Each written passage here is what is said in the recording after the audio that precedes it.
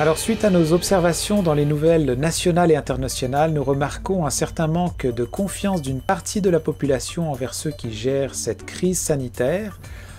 Des sceptiques questionnent les mesures mises en place, mais aussi les informations qui circulent au sujet de ce virus et comment se fier aux informations. Des révoltes ont commencé en Europe, des effets secondaires dus aux mesures et au confinement qui pourraient être plus graves que la maladie elle-même. Donc sur cette trame de fond, je me suis entretenu avec le docteur Yves Bonnier-Vigier qui nous apporte son regard sur cette crise sanitaire en tant que professionnel de la santé dans notre milieu. Que vous écoutiez BFM, que vous écoutiez France Info, chaîne publique, chaîne privée, même pensée, même discours. 5423 cas confirmés, 465 nouveaux cas, 127 morts. Ne sortez pas, 208, 605, 114 000. C'est une épidémie très rapide. Coup d'arrêt puissant, massif, brutal. La barre des 20 000 morts est franchie. Le nombre de victimes. Le plus lourd bilan En France. On cherche les bons qualificatifs, c'est grave. C'est grave. C'est une politique de peur, un genre de terrorisme psychologique. La peur, on a peur, on a peur. D'ici quelques mois, c'est au moins 400 000 morts supplémentaires. Il y a des millions de personnes qui vont perdre leur emploi, il va y avoir une précarisation massive de la société. On est juste en train de détruire l'Occident, mais vraiment. Au niveau des enjeux de société, on observe ce qui se passe dans l'Est, parce qu'en France, en ce moment, il commence à y avoir beaucoup je parle en France, mais dans les pays en Europe, il y a comme un peu de ras-le-bol de la population. On parle des fois de désinformation ou de mauvaises informations données par les gouvernements. Les gens ne savent plus trop où se situer. Ici, au niveau canadien, puis même américain, on parle parfois de fake news. Puis les gens essayent de se situer un peu où est-ce que... Alors, il y a le niveau médical, c'est sûr. Après, il y a toutes comment on appelle ça, les mesures qui sont mises en place pour demander aux gens de rester chez eux, et ce qui amène aussi à des effets secondaires. Alors là, on parle, il y a le volet un peu d'information, quel type d'information croire au niveau de la santé, puis des recommandations de la santé publique. Et le deuxième aspect, c'est ce qu'on nous recommande de vivre, quel impact ça peut avoir au niveau social, au niveau de la santé aussi. Vous, en tant que médecin, ou en tout cas baignant dans le domaine de la santé, est-ce que, j'imagine que vous entendez aussi parler un peu des informations, on va dire, alternatives ou d'autres types d'informations qui circulent au niveau des... Alors, il y a les médias, mais aussi, on va dire que les médias mainstream n'en parlent pas non plus beaucoup, mais il y a peut-être d'autres types de journaux sur Internet qui vont parler de ça. Je ne sais pas comment vous vous positionnez à travers ça. Écoute, c'est sûr que c'est un phénomène qui est vécu par l'humanité très rarement. Ça fait une centaine d'années qu'on n'a pas vraiment eu de pandémie. Puis, c'est un peu normal que tout le monde cherche à comprendre ce qui se passe, qu'on cherche plein d'explications. C'est tout à fait normal. Écoute, la notion même de virus, la notion de bactéries, la notion de champignons, c'est des micro-organismes qu'on connaît mal. Souvent, ils sont invisibles. Les gens ont de la difficulté à s'imaginer ce que c'est. Le mode de transmission n'est pas toujours bien connu. On a fait beaucoup de progrès dans le dernier siècle là-dessus, mais ça n'a pas nécessairement percolé chez tout le monde. Donc, c'est un petit peu normal qu'il y ait des gens qui se posent beaucoup de questions, puis surtout que ça dure. C'est pas un événement qui est arrivé et qui a été réglé en quelques mois. Ça fait déjà près de 8 mois qu'on est avec ça, puis on en a pour plusieurs mois, sinon années encore. Donc, ça ne m'étonne pas qu'il y ait beaucoup de discussions puis de recherches d'explications alternatives à celles qui sont plutôt proposées classiquement. Oui. Et moi, je vous dirais que quand on travaille un petit peu on fait de la recherche à ce niveau-là, on tombe un peu dans la catégorie, je le mets sceptique entre guillemets, parce que des fois, c'est sûr que en observant les chiffres, en regardant ce qui se pandémie versus le nombre de morts versus les gens qui pourraient être contaminés, mais on fait aussi plus de tests on n'en a jamais fait autant peut-être depuis le début de cette pandémie. Est-ce qu'il y a des pays qui ont décidé de ne pas confiner du tout et qui laissent aller? Il y a des pays qui pensent, bien sûr, ils protègent les plus, peut-être ceux qui sont le plus à risque, et il y a des pays qui font complètement l'inverse, comme en France, où ils vont mettre des couvre-feux, ils vont demander aux gens de rester vraiment confinés. Je ne sais pas, vous, au niveau santé, là je passe un peu dans le volet de quels peuvent être les effets secondaires au niveau psychologique. On entend déjà parler un peu des gens qui sont en stress par rapport aux enfants de vivre. Je pense qu'il y a énormément de divorces qui ont été déclarés aussi. C'est ça. Qu'est-ce que vous pensez? Je sais que c'est pas forcément vous qui faites les choix de décider de confiner les gens ou pas, mais au niveau, selon votre regard, vous avez quoi comme... Est-ce que vous ressentez ça aussi un petit peu? On parle un peu d'une vague d'effets secondaires. Oui, bien sûr. D'abord, c'est vrai pour toute mesure que l'on prend dans le domaine de la santé. Quand on prescrit un médicament, on a toujours à s'interroger sur les effets secondaires des médicaments, puis il faut toujours peser le pour et le contre de ce qu'on va prescrire. Alors, dans un contexte où la seule prescription que l'on puisse faire, c'est confiner ou pas confiner, effectivement, il y a une réflexion à faire en continu là-dessus. Confiner trop longtemps, ça cause effectivement des problèmes psychologiques et sociaux. Le virus a comme seul but, c'est de se reproduire. Et c'est une machine qui a besoin d'humains pour se reproduire. Alors, il était confiné dans le monde animal avant, probablement, mais là, ayant sauté la barrière des espèces et s'étant commencé à s'implanter dans les humains, il n'y a pas le choix que de retrouver d'autres humains pour pouvoir continuer à survivre. Et les règles pour le contrer sont très simples, mais elles vont à l'encontre de ce que l'humanité a, de son côté, développé pour pouvoir survivre comme humanité. Alors nous, on est la coopération, le rapprochement des gens, la proximité fait partie de nos mécanismes de survie de base comme espèce. Puis le virus, n'a pas nécessairement compris ça, mais en tout cas est tombé sur la bonne formule à un moment donné. Et puis, il utilise ces besoins de base-là de l'humanité pour pouvoir réussir son projet de reproduction. Alors, c'est sûr que nous, on se dit, si on ne veut pas qu'il saute d'un humain à l'autre, il faut que les humains soient distancés. Mais une fois qu'on a dit ça, ce n'est pas évident. Alors, c'est clair que ça crée chez plusieurs personnes des problèmes de santé mentale. Et ça va aussi à l'encontre de nos cultures. Les règles de base sont simples, mais quand on dit aux gens allez pas travailler si vous avez le moindre des symptômes, depuis qu'on est tout petit, qu'on se fait rappeler que c'est pas parce qu'on était un peu malade qu'on doit pas aller à l'école, qu'on doit pas aller travailler, que faut arrêter d'être moumoune, puis on y va, on est brave, on affronte la maladie, puis on va travailler. Mais là, ça joue contre nous, là, cette culture-là. Et puis, les autres règles de base aussi, se laver les mains à tout bout de champ, ça ne fait pas partie non plus de notre culture, bien que ça devrait, ça, c'est pas une mauvaise idée, puis ça n'a pas tellement d'inconvénients, à part l'eczéma de temps en temps.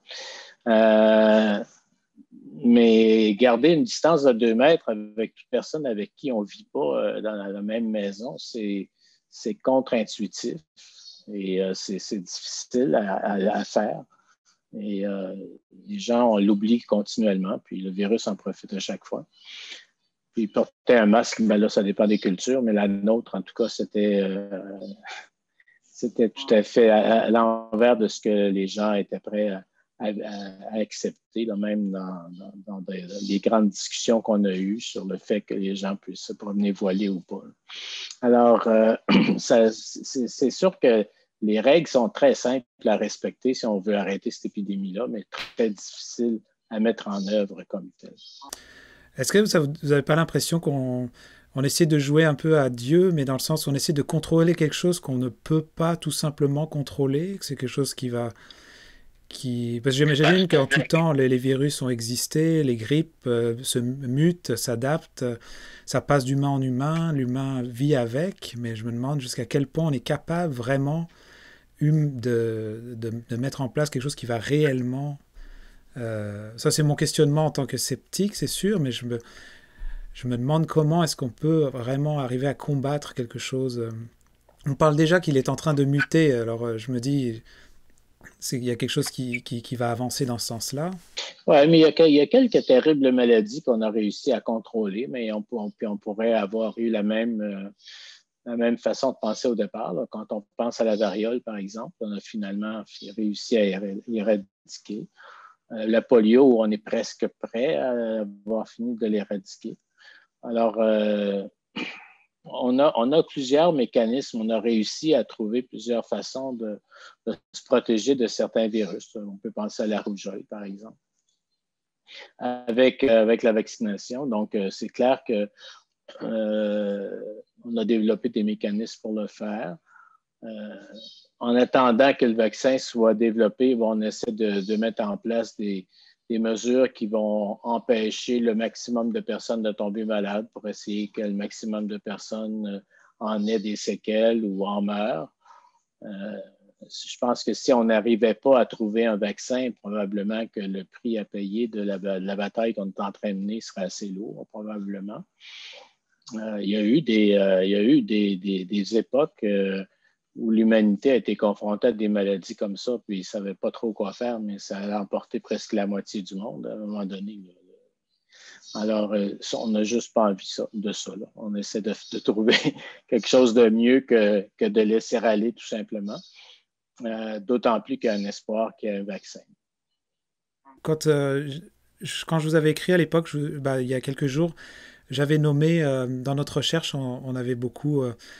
écouter d'interventions de je pense qu'il est virologue, le professeur Didier Raoult, là, il a fait beaucoup parler de lui en Europe avec l'hydroxychloroquine qu'il avait proposé comme solution, qui avait été justement bloqué à ce moment-là, mais finalement ça a été débloqué, puis ils ont fait des tests, enfin bon, il y a eu toute comment on appelle, une saga médiatique autour de ça, mais en dehors de ce sujet-là, on voit que lui, dans ses travaux, il est beaucoup en train il y a souvent un terme qui ressort et dire c'est juste une grippe de plus.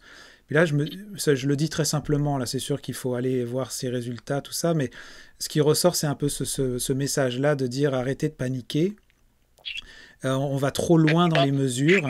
Et donc, quand une personne de même pose ce genre de conclusion, ça fait travailler, on se demande pourquoi, est-ce qu'il y a... Voilà, au niveau des gouvernements, est-ce qu'il y a vraiment une coercition qui se passe dans les milieux scientifiques pour arriver à trouver un équilibre là-dedans?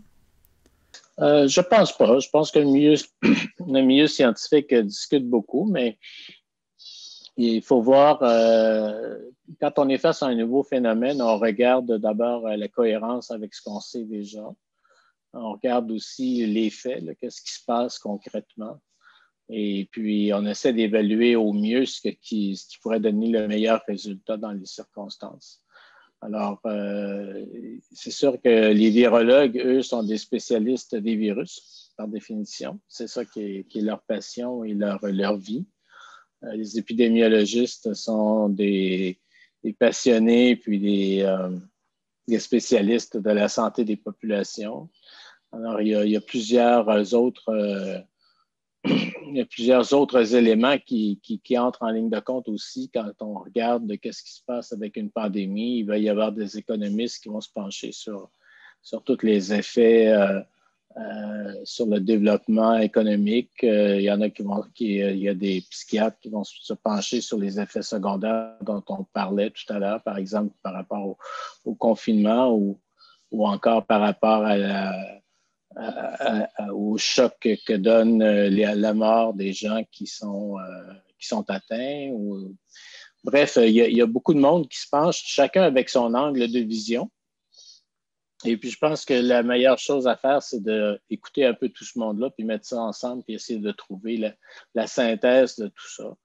Il y a des choses qui sont des hypothèses intéressantes à un moment donné qu'il faut tester. L'hydrochloroquine, la chloroquine là, était une idée intéressante. Bon, ça n'a pas marché finalement, mais c'est clair qu'il y en a beaucoup d'autres idées. Là. Quand on pense aux vaccins en développement, il y en a au-delà de 200 qui sont en développement. Il va y en avoir un ou deux qui vont fonctionner dans tout ça. Là. Alors, c'est autant d'hypothèses qui sont mises ensemble. C'est un peu comme ça que la science fonctionne. Je pense de garder un regard critique sur tout ce qui se fait, c'est juste sain et normal et très bien. En autant que, comme tu le disais, on ne panique pas puis on prend un bord ou l'autre là, sans réfléchir. Oui, parce qu'il y en a qui disaient que, dans le fond, en temps de pandémie, c'est peut-être pas forcément les gouvernements qui nous dirigent habituellement qui devraient prendre les décisions, mais ça devrait être un peu comme l'armée va s'occuper de faire la guerre, les médecins vont s'occuper ou le milieu de la santé va s'occuper vraiment de prendre en charge ce qui va être le mieux pour la santé publique. Et ce qu'on a l'impression, c'est que ce qui s'est passé ou ce qui se passe peut-être en France ou ailleurs, peut-être dans certains pays d'Europe, c'est qu'il y a eu des confusions dans beaucoup de domaines. Une fois le masque c'est pas bien, une fois le masque c'est bien 2 mois plus tard, puis après c'est obligatoire et ainsi de suite. Il y a eu beaucoup de confusion à ce niveau-là. Et les gens qui ont été un peu mélangés dans tout ça, ça n'a déjà pas été facile comme départ, mais c'est ce que j'ai entendu comme retour. Alors du coup, en plus de faire fonctionner les gens un peu dans un domaine anxiogène, avec la peur, et en plus de ça, si on vous dit que si vous sortez, vous allez avoir une amende ou des tickets, donc il y a comme un état qui se met en place, qui génère quelque chose en plus à l'intérieur des gens qui sonne pas positif. Et je pense que ce qui se passe en ce moment où il y a des révoltes, c'est un peu comme une explosion de quelque chose qui était sous pression déjà. Et je me dis, j'espère qu'on se sert de ce qui se passe un peu avant que ça arrive dans l'Ouest, que ça déborde de la même façon. Vous, en tant que personne qui baigne un peu là-dedans, énormément avec votre métier, comment est-ce que vous voyez, vous imaginez un peu la conclusion de tout ça? Comment vous imaginez l'avenir avec tout ce que vous vivez dans le milieu hospitalier, mais aussi de ce que vous entendez parler autour de vous? Actuellement, on met en place ce qu'il faut pour essayer de limiter la propagation du virus. Alors, on a une frappe virale qui est relativement gérable, qui ne cause pas trop d'effets. En tout cas, nous, on est en Gaspésie actuellement, donc on est dans un palier où on a des mesures de restriction, mais quand même pas extraordinaires. Là, on ne peut pas dire que l'économie est fermée, on ne peut pas dire que les gens ne peuvent pas se voir, etc. Donc, il n'y a pas de couvre-feu, des histoires de même. Alors, je trouve que c'est une mesure relativement équilibrée qui malheureusement laisse place au virus un petit peu parce que les gens oublient, quand on se rassemble, on oublie les mesures de base. C'est sûr que quand on vit tout seul, isolé, on les oublie pas, mais en même temps, on s'ennuie, puis on devient, comme tu le dis, anxieux, dépressif, etc. Donc, donc, on accepte qu'il y a une certaine propagation qui est inévitable et puis qu'on essaie de gérer. L'espoir étant qu'on va finir par avoir un vaccin qui va venir nous permettre de nous immuniser, puis finalement de revenir à une vie un peu plus normale en attendant la prochaine pandémie, parce qu'il va en avoir trop. Donc, la façon dont moi je le vois, c'est un petit peu ça. On peut tenir quelques mois ou années là, avec un semblant de vie normale qui ressemblerait à ce qu'on a comme mesure actuelle. Puis attendre que le vaccin arrive finalement. S'il n'y arrivait pas, peut-être qu'à un moment donné, je ne sais pas si dans l'aménagement des mesures actuelles, on va trouver ce qui est le plus efficace, ce qui fonctionne le mieux, puis on va adapter notre culture à ça. C'est un peu comme ça que je le vois. C'est ce que j'essaie de gérer avec tout le monde, là, c'est un dialogue, c'est une conversation. C'est quelles sont les mesures qui sont efficaces, lesquelles ne le sont pas, pour qu'on soit tout à fait un peu pragmatique là-dedans, parce qu'effectivement, il faut éviter de créer plus de maladies avec la peur de la maladie qu'avec la maladie elle-même. Donc, c'est un peu là-dedans qu'on est, dans cet équilibre-là. C'est quand même un virus qui est quand même relativement...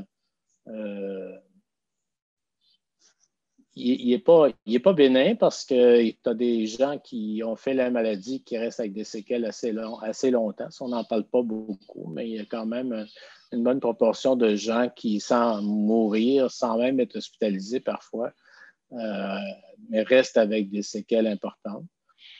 Mais on en a quand même un bon nombre parmi les personnes les plus âgées là, qui en meurent réellement. Donc, c'est pas ce qu'on souhaite, là, d'avoir cette surmortalité-là.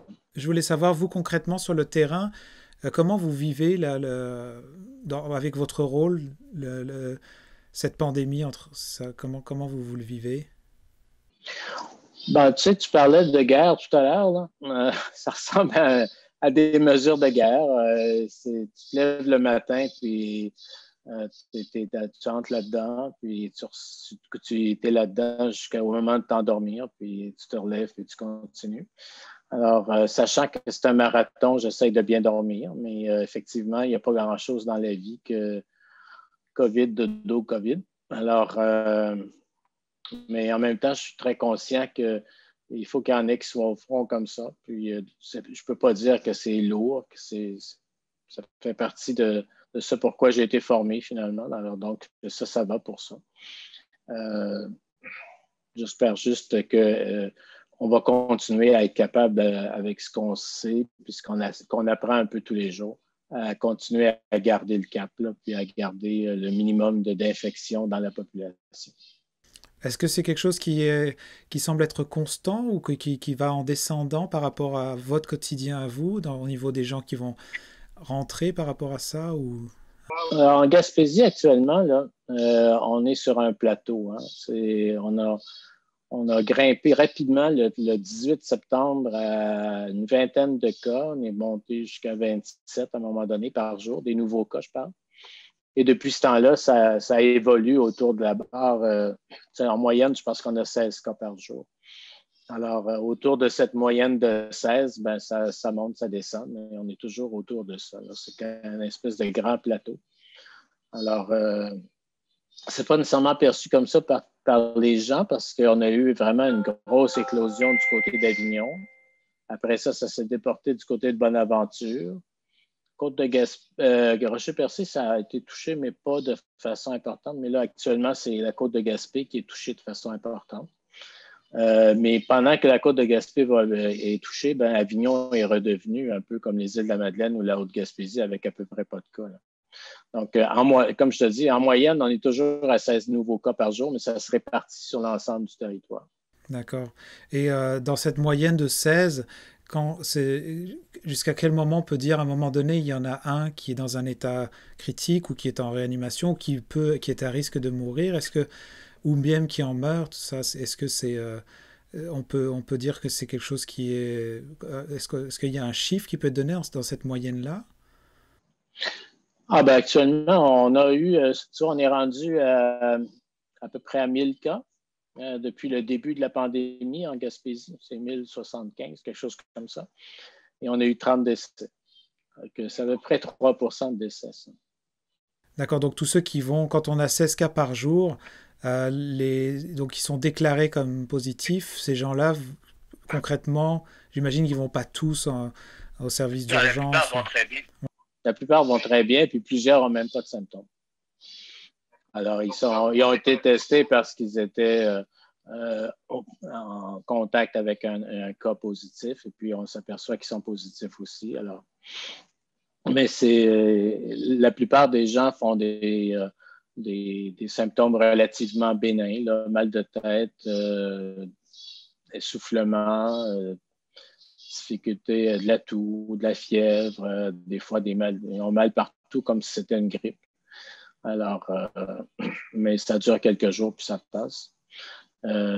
Si on a la chance de les avoir attrapés avant qu'ils fassent ces symptômes-là ou au tout début, puis s'ils sont isolés, ils ne passent pas le virus à quelqu'un d'autre.